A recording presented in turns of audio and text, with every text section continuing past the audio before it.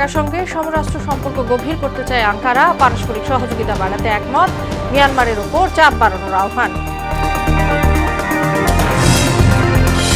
লালমনিরহাট পঞ্চগড় সীমান্তে 4 পয়েন্টে 60 জনকে পুষিনের চেষ্টা, বিজেপির প্রতিরোধ, সতর্ক অবস্থান।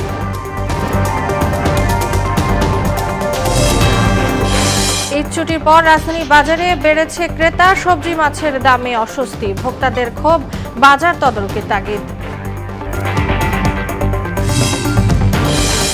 এবং সড়ক দুর্ঘটনায় ব্রাহ্মণবাড়িয়ায় সিরাজগঞ্জে নিহত 6-24 ঘন্টায় হামে নতুন করে 5 শিশুর মৃত্যু, শনাক্ত প্রায় 1,500।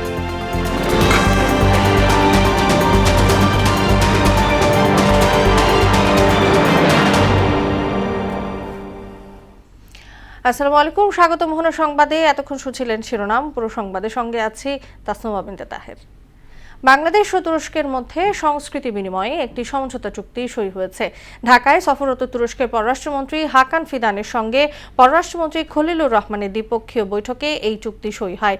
এ সময় খলিলুর রহমান বলেন, তুরস্কের মুক্ত বাণিজ্য চুক্তি করতে চায় বাংলাদেশ। প্রতিরক্ষা, এভিয়েশন, আইসিটি ও চিকিৎসা খাতে পারস্পরিক সহযোগিতা বাড়াতে একমত হয়েছে ঢাকা ও আঙ্কারা। আর তুরস্কের পররাষ্ট্রমন্ত্রী বলেন, আন্তর্জাতিক অঙ্গনে রোহিঙ্গা সমস্যা সমাধানে সর্বোচ্চ চেষ্টা চালিয়ে যাচ্ছে তার দেশ। দক্ষিণ এশিয়ায় বাংলাদেশের ভূ রাজনৈতিক অবস্থানকে অত্যন্ত গুরুত্বপূর্ণ ও কৌশলগত বলে উল্লেখ করে প্রতিরক্ষা ও সমরাষ্ট্র খাতে ঢাকার সঙ্গে সম্পর্ক আরও গভীর করার আগ্রহ প্রকাশ করেছে তুরস্ক। Widen trade and commerce and investment and strengthen business-to-business contacts. Küresel ekonomi, enerji ve güvenliği bakımından Lalmonirhat ও পঞ্চগড় সীমান্তের পৃথক 4 পয়েন্ট দিয়ে 60 জনকে বাংলাদেশে পুষিনের চেষ্টা করেছে ভারতীয় সীমান্তরক্ষী বাহিনী বিএসএফ। তবে বিজিবির তাৎক্ষণিক তৎপরতায় ওই ব্যক্তিরা বাংলাদেশে প্রবেশ করতে পারেনি। ভোরে লালমনিরহাটের হাতিবান্ধা, পাটগ্রাম ও আদিতমারি উপজেলার সীমান্ত এলাকায় এ ঘটনা ঘটে। বিজিবি ও সীমান্তবাসী জানান, হাতিবান্ধা উপজেলার বড়খাতা বিওপির দায়িত্বপূর্ণ সীমান্ত এলাকায় 11 জন, পাটগ্রাম উপজেলার 65 বাড়ি বিওপি এলাকায় 10 জন এবং আদিতমারি উপজেলার দুর্গাপুর দিঘলটারি সীমান্ত এলাকায় আরও 12 জনকে বাংলাদেশে পুষিনের চেষ্টা করে বিএসএফ। এদিকে পঞ্চগড় থেকে 10 থেকে 15 জন ও নওগাঁর সাপাহার সীমান্ত এলাকা দিয়ে নারী, পুরুষ ও শিশুসহ 17 জনকে পুষিনের চেষ্টা করা হয়। সপ্তাহ ব্যবধানে রাজধানীর বাজারগুলোতে বেড়েছে প্রায় সব ধরনের সবজির দাম। প্রকারভেদে কেজিতে বেড়েছে 10 থেকে 20 টাকা পর্যন্ত। স্বস্তি নেই মাছের বাজারেও, ফলে বাজারে গিয়েই দিশেহারা অবস্থা ক্রেতার। মুরগির মাংস আর ডিমের দাম কিছুটা কমলেও ভোক্তারা বলছেন, সার্বিকভাবে ক্রয় ক্ষমতার বাইরে চলে গেছে নিত্যপণ্যের বাজার। আরও জানাচ্ছেন বিজন কুমার। রাজধানীর বাজারে কমছে না সবজির দাম, উল্টো সপ্তাহ ব্যবধানে 10 থেকে 20 টাকা বেড়ে সব সবজি বিক্রি হচ্ছে 60 টাকার ওপরে, কোনোটির দাম ছাড়িয়ে গেছে 100 টাকা। ফলে খরচের চাপে দিশেহারা অবস্থা ভোক্তার। সবকিছুর একটু দাম বেশি, যেটা এদের আগে একটু কম ছিল তুলনামূলকভাবে। গরিব দুঃখী গো, এটা বাজার আর কি কিনার ক্ষমতার বাইরে। 3 দিন আগে বাজার করে নিয়ে গেছি, ডবল দাম এখন। কেজিতে 10 টাকা বেড়ে বেগুন 70 থেকে 80, শসা 75 থেকে 85 ও ঢেঁড়স 40 থেকে 50 টাকায় বিক্রি হচ্ছে। এছাড়াও 20 টাকা বেড়ে ঝিঙ্গা 50, করল্লা 100 এবং টমেটো 90 থেকে 100 টাকায় বিক্রি হচ্ছে। পেঁপে বেচতেছি 60 টাকা, পটল 60 টাকা, তারপর ভেন্ডি 50 টাকা। সবাই দেশ থেকে ঢাকা এসে এখন মালের দাম বেশি, চাহিদা বেশি, এই কারণে দাম বেশি। সবজির দামের এই চিত্র রাজধানীর কারওয়ান বাজারের। সেখানে মাছের বাজারেও বাড়তি দামের অভিযোগ করলেন ক্রেতারা। চাহিদার শীর্ষে রুই, কাতলা, তেলাপিয়া জাতের মাছ বিক্রি হচ্ছে 250 থেকে 300 টাকায়। ব্যবসায়ীরা বলছেন, চাহিদা বেশি থাকায় বাজারে কমছে না নিত্য পণ্যের দাম। মাছের দাম একটু বাড়তি, কারণ হলো মাছ এমনি আমদানি কম, মধ্যবিত্তের জন্য মাছের দাম খুবই বেশি। এটা হলো সত্য কথা, এর বাইরে কোনো কথা বলার সুযোগ নাই। তবে কিছুটা কমেছে ডিম ও মুরগির দাম। সপ্তাহ ব্যবধানে ডজনে 10 টাকা কমে লাল ডিম 120, সাদা ডিম 110 এবং 20 টাকা কমে হাঁসের ডিম বিক্রি হচ্ছে 180 টাকায়। ঈদের পরে মুরগির দামটা একটু সহনশীল আছে, মোটামুটি 50-এর মধ্যে থাকলে আর উপরে না গেলে ঠিক আছে। ঈদের আগে ছিল আপনার 130 টাকা ডজন লালটা, আর সাদা ছিল 20 টাকা। রোজার ঈদের পরে ছিল 450 টাকা, 420 টাকা, আর এখন বর্তমানে চলতেছে 300 টাকা, 320 টাকা। নিত্যপণ্যের বাজারে দামের এমন ওঠানামায় অস্বস্তিতে পড়েছেন ক্রেতারা। বাজার তদারকি বাড়িয়ে সব ধরনের পণ্যের দাম স্থিতিশীল রাখার দাবি তাদের। বিজন কুমার, মোহনা সংবাদ, ঢাকা। দৌলতদিয়ায় নিয়ন্ত্রণ হারিয়ে নদীতে পড়া বাসটিকে ঘাটে তুলেছে উদ্ধারকারী জাহাজ হামজা। সকাল 9:30টার দিকে এই বাসটি পদ্মায় পড়ে যায়। আধা ঘন্টার মধ্যে চালক ও তার সহকারীকে উদ্ধার করা হয়, তবে যাত্রীদের হতাহতের খবর পাওয়া যায়নি। এদিকে ব্রাহ্মণবাড়িয়ায় পিক আপের ধাক্কায় মা ছেলে সহ 3 জন নিহত হয়েছে। আর সিরাজগঞ্জে বাস চাপায় অটো ভ্যানের 3 যাত্রীর মৃত্যু হয়েছে। আরো জানাচ্ছেন মিশাল বিনতে আনোয়ার।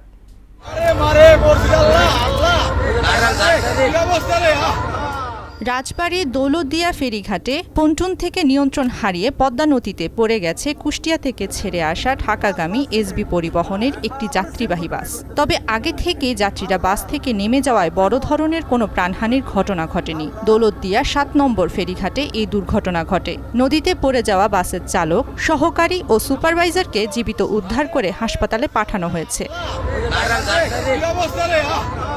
খবর পেয়ে ফায়ার সার্ভিস, পুলিশ, র্যাব এবং বিআইডব্লিউটি এর ডুবুরি দল দ্রুত ঘটনাস্থলে পৌঁছায়। এরই মধ্যে ডুবুরিরা পানির নিচে বাসের অবস্থান শনাক্ত করে রশি দিয়ে বেঁধে ফেলেছেন। এরপর বাসটি নদী থেকে টেনে তোলার জন্য প্রস্তুতি শুরু করে উদ্ধারকারীরা।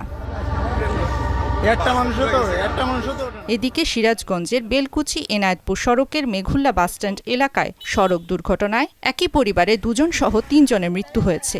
এতে গুরুতর আহত হয়েছেন একজন। ভোর 6টার দিকে মেঘুল্লা বাসস্ট্যান্ড এলাকায় নিয়ন্ত্রণ হারিয়ে একটি অটো ভ্যান সড়কের উপর পড়ে যায়। এ সময় বিপরীত দিক থেকে আসা একটি বাস ভ্যানটিকে চাপা দেয়। এতেই হতাহতের ঘটনা ঘটে।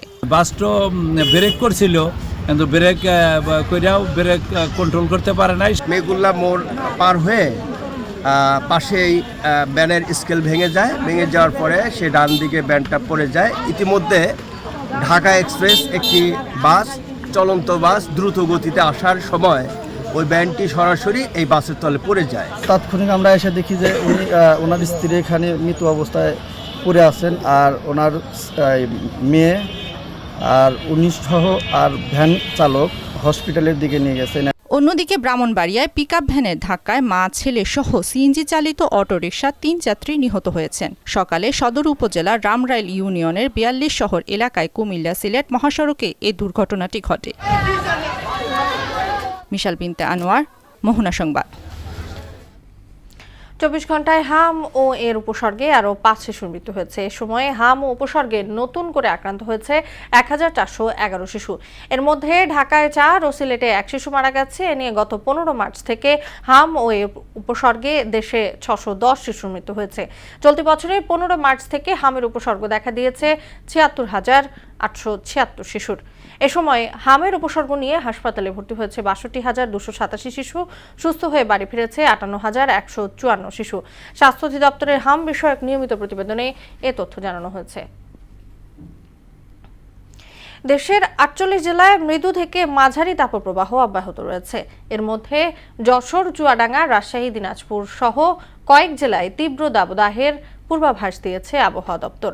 সংস্থাটি জানায়, দেশের কোথাও কোথাও বৃষ্টি হলেও বাতাসে জলীয় বাষ্প বেশি থাকার কারণে এখনই গরম থেকে স্বস্তি মিলবে না। জুনের মাঝামাঝিতে বৃষ্টি বেড়ে কমবে তাপমাত্রা। মফিউর রহমানের রিপোর্ট। খুব বড় অস্বস্তিকর গরম, খুব মারাত্মক গরম, রাতে ঘুমান যায় না।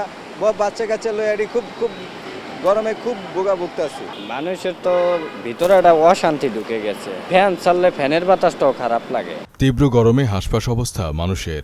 দেশের উপর দিয়ে বয়ে যাচ্ছে মৃদু থেকে মাঝারি তাপপ্রবাহ। এতে পড়ছে প্রাণ, প্রকৃতি। তৃষ্ণা মেটাতে রাস্তার পাশে লেবু শরবতেই ভরসা খুঁজছেন সাধারণ পথচারী ও খেটে খাওয়া মানুষ। অনেক গরম, এই তাপমাত্রা আর আমরা সহ্য করতে পারছি না। অনেক কষ্ট হয়েছে এতদিন গাড়ি চালায়া, যে পরিমাণ গরম গেছে। তোকমার শরবত বানাই, আর এই যে লেবু ট্যাং। যে গরম পড়ছেন, খাইতে চাইছেন, কি করবো, বাচ্চা মানুষ এর জন্য হয় না। শুধু তাপমাত্রা বেশি হয় নয়, বাতাসে অতিরিক্ত জলীয় বাষ্পের উপস্থিতি এবং দিনরাতের সর্বোচ্চ ও সর্বনিম্ন তাপমাত্রার ব্যবধান কমে যাওয়ায় ভ্যাপসা গরম বেশি মাত্রায় অনুভূত হচ্ছে। জলীয় বাষ্পের যখন বেশি থাকার কারণে যদিও তাপমাত্রা 36 বা 37-এর মধ্যে থাকবে, কিন্তু মানুষের অনুভূতি সেটা 40 ডিগ্রি বা তার চেয়ে বেশি অনুভূতি হওয়ার সম্ভাবনা রয়েছে। দেশের কিছু কিছু এলাকায় বিক্ষিপ্তভাবে বৃষ্টি বা বজ্রবৃষ্টি হলেও এই তাপপ্রবাহ এখনই পুরোপুরি কমবে না। দেশের 25 থেকে 50% এরিয়াতে সারা দেশেই বৃষ্টিপাতের সম্ভাবনা রয়েছে। এই বৃষ্টিপাতের কারণে এই যে তাপমাত্রা গতকালকে যেটা ছিল সেখান থেকে কিছুটা কমে যাবে, তবে সেটা কিন্তু মানুষের স্বস্তি দিতে পারবে না। দাবদাহ নিয়ে আরও খারাপ খবর দিচ্ছে আবহাওয়া অফিস। তারা বলছে যশোর, ঝিনাইদহ, চুয়াডাঙ্গা, রাজশাহী, চাঁপাইনবাবগঞ্জ, দিনাজপুর সহ বেশ কয়েক জেলায় বইতে পারে তীব্র তাপপ্রবাহ। মৃদু থেকে মাঝারি এবং কোনো কোনো জেলায় হয়তো অল্প কিছু বিচ্ছিন্নভাবে 2-1টা জেলায় হয়তো 40 ডিগ্রি পর্যন্ত যেতে পারে। যে 40 ডিগ্রি তাপমাত্রা মানে আমাদের যে তীব্র তাপপ্রবাহ। আবহাওয়াবিদরা জানান, বর্তমানে মিয়ানমার উপকূলের কাছাকাছি অঞ্চলে অবস্থান করছে মৌসুমী বায়ু। বাংলাদেশে প্রবেশ করতে আরও 3 থেকে 4 দিন সময় লাগতে পারে। জুনের মাঝামাঝিতে সারা দেশের উপর মৌসুমী বায়ু বিস্তৃত হলে বৃষ্টিপাত বেড়ে কমবে গরমের তীব্রতা। স্বস্তির খবর বলতে পারি যে 11 তারিখ থেকে যে বৃষ্টিটা শুরু হবে, তখন মানুষের যে অস্বস্তি ভাবটা কমে যাবে। তীব্র গরমের এই কয়েকদিন মানুষকে বিনা প্রয়োজনে রোদে না যাওয়া সহ পর্যাপ্ত পানি পানের পরামর্শ দেন তারা। মফিউর রহমান, মোহনা সংবাদ, ঢাকা। ঢাকায় শব্দ দূষণ নিয়ন্ত্রণে কৃত্রিম বুদ্ধিমত্তা ব্যবহারের পরিকল্পনা করা হচ্ছে বলে জানিয়েছেন ডিএনসিসি প্রশাসক মোহাম্মদ শফিকুল ইসলাম খান। বিশ্ব পরিবেশ দিবস উপলক্ষে সকালে রাজধানী গুলশানে আয়োজিত সচেতনতামূলক সমাবেশে একথা জানান তিনি। আরও জানাচ্ছেন মুদাসির আলী। প্রতিনিয়ত শব্দ দূষণে শ্রবণ শক্তি হারাচ্ছে রাজধানীবাসী। পাশাপাশি উচ্চ রক্তচাপ, হৃদরোগ সহ নানা ধরনের স্বাস্থ্য জটিলতাও দেখা দিচ্ছে বলে বহুদিন ধরেই জানিয়ে আসছেন স্বাস্থ্য বিশেষজ্ঞরা। এবারে তাই বিশ্ব পরিবেশ দিবসে গুলশান 2-এ শব্দ সচেতনতামূলক সমাবেশের আয়োজন করা হয়। এতে ডিএনসিসির প্রশাসক মোহাম্মদ শফিকুল ইসলাম খান জানান, ঢাকার ট্রাফিক ব্যবস্থাপনা এআই এর সুফল পাওয়া গেছে। শব্দ দূষণ নিয়ন্ত্রণেও এই প্রযুক্তি ব্যবহারের পরিকল্পনা করা হচ্ছে। ট্রাফিক ব্যবস্থায় যে এআই ক্যামেরা ব্যবহার করা হয়েছে, সেখানে কিন্তু আমরা মোটামুটিভাবে সফল হয়ে গেছি। জনগণ কিন্তু সেই আইন এবং বিধি মেনে চলছে। অতএব একটা জিনিস যেহেতু পাইলট বেসিসে সফল হয়েছে, পরবর্তীতে সেটাকে অনুসরণ করেই আমরা সেই কাজগুলো করার জন্য চেষ্টা করছি। হযরত শাহজালাল আন্তর্জাতিক বিমানবন্দর এলাকায় শব্দ দূষণ রোধে বিশেষ ব্যবস্থা কার্যকরের কথা জানিয়ে আইন অমান্যকারীদের বিরুদ্ধে ব্যবস্থা নেওয়ার হুঁশিয়ারি দেন তিনি। হযরত শাহজালাল আন্তর্জাতিক বিমানবন্দর নীরব থাকবে, সেখানে কোনো শব্দ দূষণ থাকবে না, হবে না। তারপরেও যদি কেউ অমান্য করে, আইন অনুযায়ী ডিআইজি সাহেব তার ব্যবস্থা গ্রহণ করবেন। শব্দ দূষণ রোধে সমন্বিত প্রকল্পের কথা জানান পরিবেশ অধিদপ্তরের মহাপরিচালকও। দিন দিন যেভাবে এটা বাড়ছে, আমরা মনে করি যে আইন প্রয়োগ করে এটা সম্ভব না। এটাকে করতে হলে শুধুমাত্র সচেতনতা এবং আমাদের সেই সচেতনতার সাথে নিজেকে প্রোঅ্যাক্টিভ করা। শব্দ দূষণ নিয়ন্ত্রণে কঠোর পদক্ষেপ নেয়ার কথা জানান ডিএমপির ট্রাফিক বিভাগের অতিরিক্ত কমিশনার আনিসুর রহমান। আমরা এই শব্দ দূষণ আইনটাকে কঠোরভাবে প্রয়োগ করতে যাচ্ছি। মুদাসির আলী, মোহনা সংবাদ, ঢাকা। ফেনীর ফুলগাজী উপজেলায় এলজিডির কয়েকটি রাস্তা নির্মাণ কাজে ব্যাপক অনিয়মের অভিযোগ উঠেছে। স্থানীয়রা বলছেন অন্তত 40টি রাস্তার কাজে 9-6 হয়েছে, যেখানে প্রকৌশলী এবং ঠিকাদারের যোগসাজশ রয়েছে। এ বিষয়ে অভিযোগ পাওয়ার পর তদন্ত করার কথা জানিয়েছেন উপজেলা প্রকৌশলী কর্মকর্তা সুরঞ্জিত নাগের প্রতিবেদন, জানাচ্ছেন তাহসিন তারিন।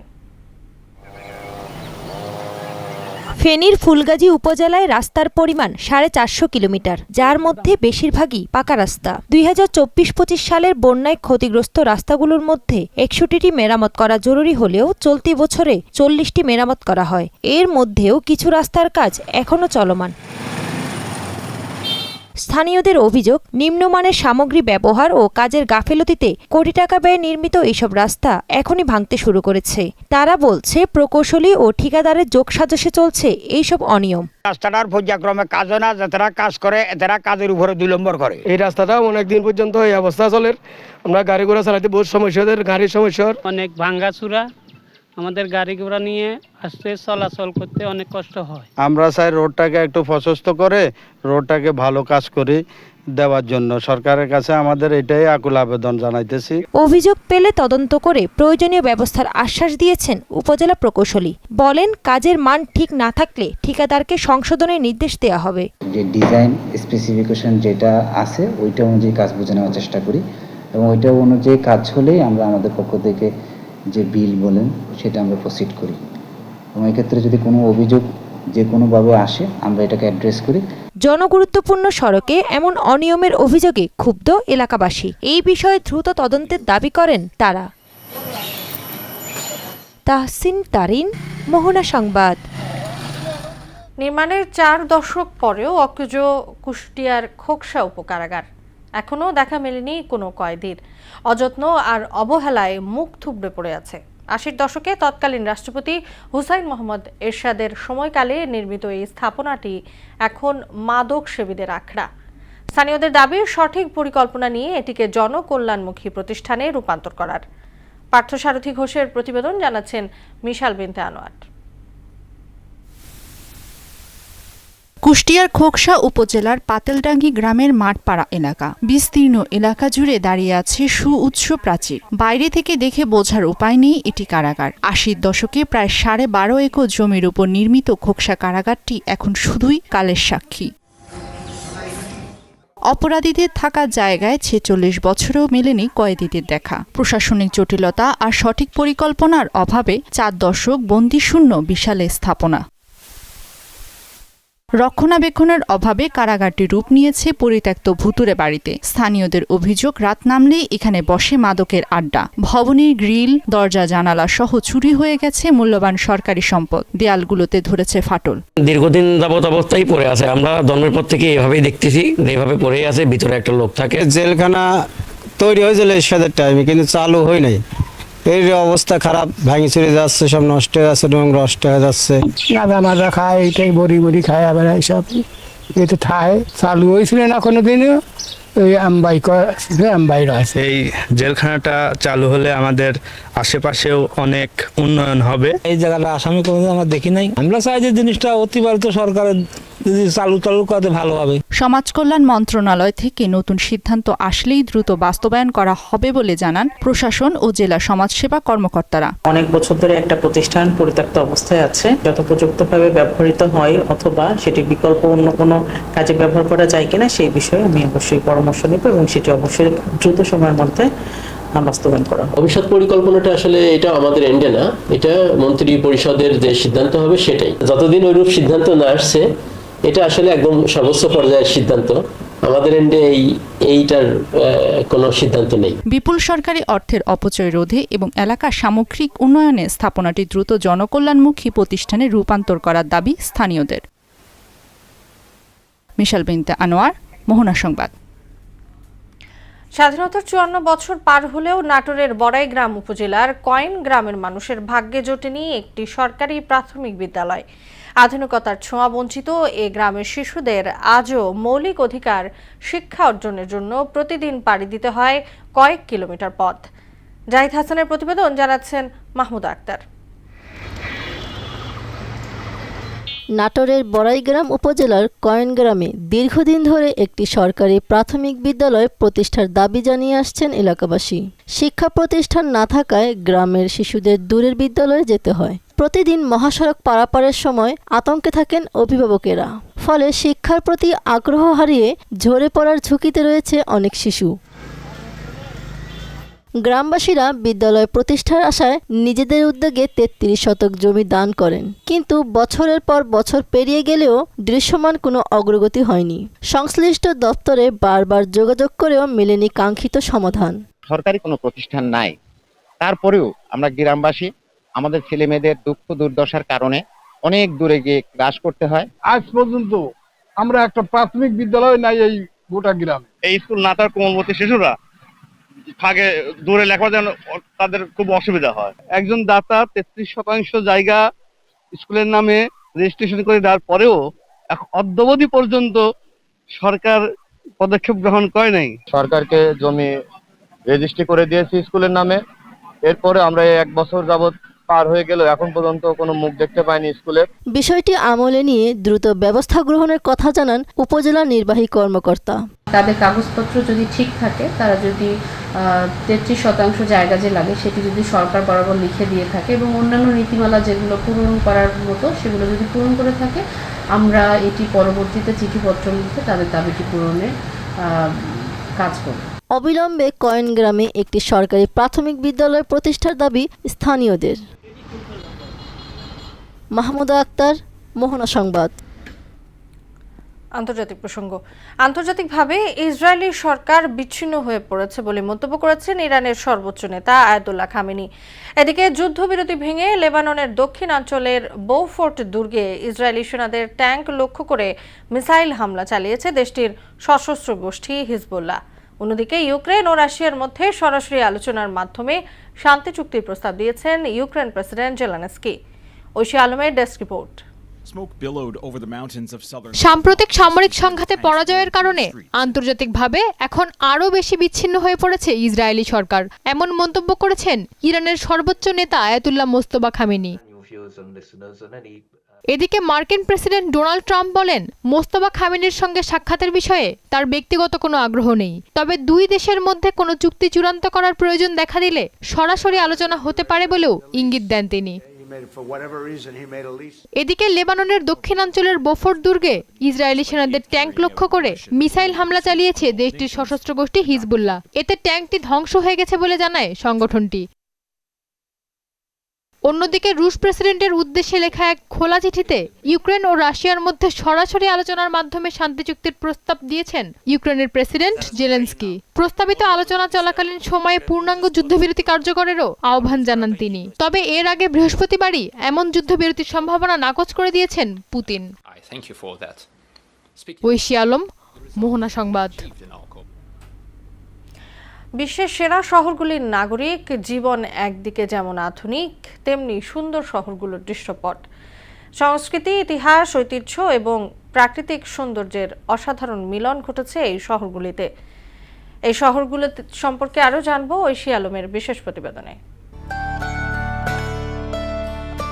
বিশ্বের সবচেয়ে সুন্দর শহরের তালিকায় প্যারিসের নাম না আসলে সেটা অসম্পূর্ণ। প্যারিসের প্রতিটি কোণায় রয়েছে সুন্দর মনোমুগ্ধকর দৃশ্য। এখানকার ঐতিহাসিক স্থাপত্য, কফি শপ এবং রাস্তার বাজার সবকিছুই শহরটির সৌন্দর্য বাড়িয়েছে। আরেকটি চমৎকার শহর হইয়ানে, যা তার পুরনো শহরের জন্য বিখ্যাত। এখানে ঐতিহাসিক কাঠের ঘর, প্রাচীন মন্দির এবং 17 শতকের একটি জাপানি সেতুর দেখা মেলে। আরও রয়েছে স্পেনের বার্সেলোনা। এর সমুদ্র সৈকত, আকর্ষণীয় স্থাপত্য এবং আধুনিক আর্টের মিশ্রণ একে একটি অপরিহার্য গন্তব্যস্থল করে তুলেছে। এখানে গাউডির সাদাগ্রা ফ্যামিলিয়া এবং পার্ক গোয়েলের দেখা মেলে। জাপানের কিয়োটো শহরটি তার শান্তিপূর্ণ পরিবেশ এবং প্রাকৃতিক সৌন্দর্যের জন্য বিখ্যাত। এখানে প্রচুর প্রাচীন মন্দির ও বাগান রয়েছে, যা এটিকে একটি জনপ্রিয় গন্তব্যস্থলে পরিণত করে। ব্রিটেনের লন্ডন শহরটি তার সমৃদ্ধ ইতিহাসের জন্য বিখ্যাত। মধ্যযুগ, ভিক্টোরিয়ান যুগ এবং আধুনিকতার মিশ্রণে লন্ডনের সৌন্দর্য বৃদ্ধি পেয়েছে। এবারে আসছে ইস্তানবুল, যেখানে প্রাচীন এবং আধুনিকের সম্মিলন ঘটে। এটি অত্যন্ত সুন্দর একটি শহর। এখানে রয়েছে আধুনিক মার্কেট, ওসমানীয় যুগের রাজপ্রাসাদ এবং ঐতিহাসিক মসজিদ। আধুনিকতা এবং ঐতিহ্যবাহী সংস্কৃতির মিশ্রণ সিঙ্গাপুর শহরটি। এখানে রয়েছে মনোরম স্থাপত্য, যেমন সুপার ট্রি, বিশাল গ্লাস ডোম এবং পৃথিবীর সবচেয়ে বড় ফেরিস হুইল। ঐশী আলম, মোহনা সংবাদ। ফুটবল 2026 ফিফা বিশ্বকাপ বাংলাদেশের দর্শকদের জন্য টেলিভিশন ও ডিজিটাল উভয় মাধ্যমেই দেখার সুযোগ নিশ্চিত হয়েছে। দীর্ঘদিনের অনিশ্চয়তার অবসান ঘটিয়ে এবার দেশের একাধিক টেলিভিশন চ্যানেল ও একটি ডিজিটাল প্ল্যাটফর্মে বিশ্বকাপের ম্যাচ সরাসরি সম্প্রচারের পরিকল্পনা চূড়ান্ত হয়েছে বলে জানা গেছে। প্রাপ্ত তথ্য অনুযায়ী বাংলাদেশ টেলিভিশন, সময় টিভি এবং টি স্পোর্টস বিশ্বকাপের ম্যাচগুলো সরাসরি সম্প্রচার করবে। সময় টিভি তাদের ভেরিফাইড ফেসবুক পেজে শুক্রবার এ তথ্য নিশ্চিত করেছে। এর ফলে দর্শকদের বিদেশি সম্প্রচার মাধ্যমের উপর নির্ভরতা কমে আসবে বলে ধারণা করা হচ্ছে। শেষ করব মোহনা সংবাদ, যাবার আগে শুনলামগুলো জানিয়ে দিচ্ছি আরও একবার।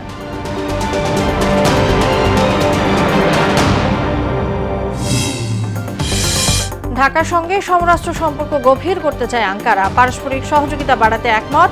মিয়ানমারের ওপর চাপ বাড়ানোর আহ্বান।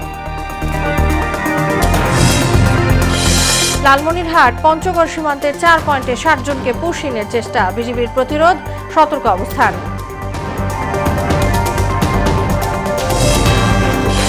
ঈদ ছুটির পর রাজধানীর বাজারে বেড়েছে ক্রেতা। সবজি মাছের দামে অস্বস্তি। ভোক্তাদের ক্ষোভ, বাজার তদারকির তাগিদ। এবং সড়ক দুর্ঘটনায় ব্রাহ্মণবাড়িয়ায় সিরাজগঞ্জে নিহত 6, 24 ঘন্টায় হামে নতুন করে 5 শিশুর মৃত্যু, শনাক্ত প্রায় 1,500।